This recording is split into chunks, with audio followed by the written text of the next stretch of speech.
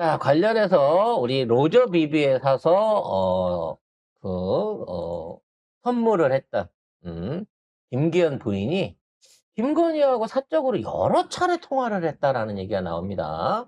단순하게 뇌물만 주고받은 게 아니지 않냐라는 정황이 의심이 되는데요. 관련된 기사부터 먼저 확인해 보겠습니다. 네. 자, 김기현의 부인 이모 씨가 청탁금지법 위반 혐의로 지금 특검에 출석을 해서 피의자 신분으로 조사를 받았는데요.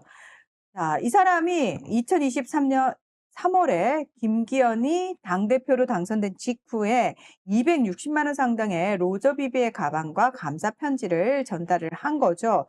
자, 그런데 예의 차원이라고 김기현은 이야기를 했습니다. 그런데 실제로 김건희와 이 이모 씨 간의 통화 내역을 보면 2023년 7월부터 9월 사이에 이 씨가 김건희한테 최소 5차례 전화를 했고요. 7월에는 18분 넘게 통화를 했고 9월에는 하루에만 3차례 전화한 기록도 있었다고 합니다. 그래서 단순한 인사 차원이 아니라 뭔가 더 끈끈한 관계가 있지 않았겠느냐, 결탁이 있지 않았겠느냐, 이 부분을 특검이 의심을 하고 있다는 겁니다. 왜냐하면 모든 통화에는 가방과 프로젝트가 따르고 그에 대한 일종의 새로운 견적과 진행이 이루어지는 게 김건희의 스타일입니다. 아, 전화 한 번에 한 건씩. 하나예요? 그렇죠. 그래서 아, 맞아. 최재형 목사님도 카톡 한 번 할 때마다 선물이 다른 바뀌었어요. 선물이 달라졌네. 그냥 아. 맨입으로 보자 그러면 안 보고 화장품 보자 그래서 한 번 받고 그건 그렇지. 대리로 전달받았지만 책은 다 버리고 화장품만 네. 받았죠. 그다음에 디올백 사진 보여주니까 사이즈를 확인 안 한 상태에서 직접 한번 만나준 거예요. 이게 이제 일종의 한 번의 사기였죠.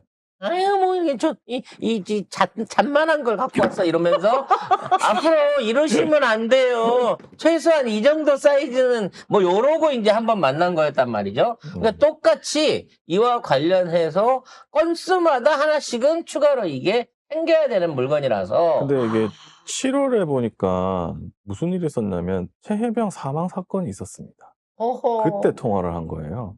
최혜병 순직 사건이 발생을 했고 그때 후쿠시마 오염수 방류 문제도 있었고 그다음에 9월이라고 하니까 그때는 김건희 가방 수수 논란이 재점화됐을 때고 그다음에 국정감사 뭐 요렇게 할 때거든요. 그리고 대통령실 개편 논의도 있었습니다. 이거를 다 김건희하고 김기현 부인이 통화를 했다는 거잖아요. 그러면 이 상황에서는 뭔가 하명을 했을 가능성도 있고 니네 의원들 중에 몇 명 뽑아가지고 여론전 좀 해봐봐. 그런 것 같아. 뭐 요런 청탁을 역으로 청탁이 아니라 요건 지시겠죠. 요런 거를 이제 내릴 수 있는 부분인 거고. 김기현한테 다이렉트를 안 하고 왜 와이프한테 했을까?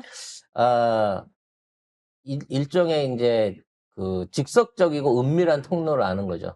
김건희가 영부인 되고 국회의원 부인들을 짱 모았잖아요.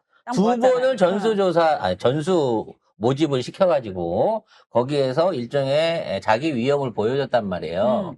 그래서 내가 니들 공천권 다 쥐고 있어. 그때 그런 식으로 이제 여자들한테 다 돌렸다. 그러니까 처음엔 남자들을 불러가지고 한번 하다가 나중에 남자들이 껄끄러우니까 여자들을 불러서 쭉 했단 말이죠. 그러면 그런 와중에 눈치 빠른 여자들이 있습니다. 우리 사방 출세시키려고 그러면 내가 여기에다가 비벼야 되겠구나 라고 하면서 김기현과 함께 라인을 탔을 일종의 국짐 안에 김기현 부인을 중심으로 한 국회의원들 부인 간의 조직이 있을 가능성이 저는 높다고 봐요. 아니면 저는 그냥 전화기를 김기현이 가지고 있을 수 있죠. 전화 건 건 또 김기현일 수도 있고. 그래서 뭐 직접적으로 얘기를 전달을 해갖고 김기현 집구석도 이제 그런 거죠. 땅 투기는 했지만 사실은 다 마누라 땅일 수도 있는 거니까 남편한테 얘기하는 것보다 마누라한테 얘기할 때 말귀를 더 빠릿빠릿 알아들으면서 왜냐면 법조계 애들이 다 그렇잖아. 네. 김기현도 어차피 그쪽 라인이기 때문에 아마 뭐 김건희에 대한 이 위명과 전설은 이미 알고 있을 거고 단순하게 대통령 부인뿐만 아니라 법조계 안에서의 김건희의 영향력을 알고 있는 차원이라서 내가 새로운 비선 실세가 돼야지라는 차원에서 김기현 부인이 의외로 굉장히 수족으로서 역할을 했을 가능성도 있겠다라는 생각을 해봅니다. 결과적으로 자기가 내조를 해갖고 결국은 남편을 당대표를 만든 거잖아요. 그럼 이걸 통 크게 생각해 볼 수 있는 거야. 김기현 부인이 먼저 적극적으로 선제적으로 김건희한테 접근을 해서, 왜냐면 법적에는 알려져 있으니까, 윤석열이 얼마나 핫빠지고 김건희가 실세인지 알려져 있으니까 우리 남편 당대표 한번 시켜줘 보세요 라고 하는 차원을 먼저 선제적으로 김기현 부인이 한 건 아닐까라는 방향으로 그림이 커질 수 있다는 겁니다, 이게. 치맛바람이었던 거야, 김기현이가. 우리 생각에는 이쪽 필요에 의해서 김기현을 픽했을 거다라고 생각했는데 그게 아니라 그건 제2의 김건희를 노렸다?